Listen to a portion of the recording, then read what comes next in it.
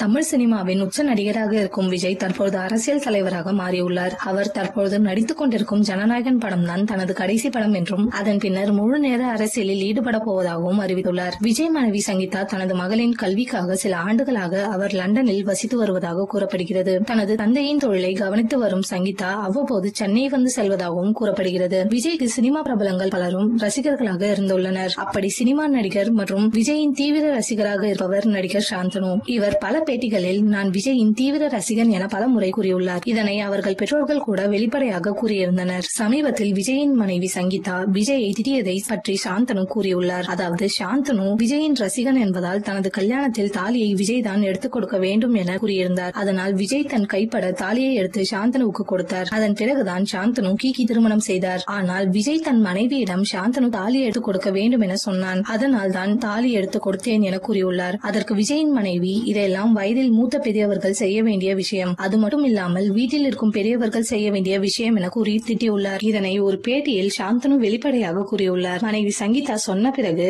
எந்த திருமணத்திலும் விஜய் தாலி எடுத்துக் கொடுக்கவில்லையாம்.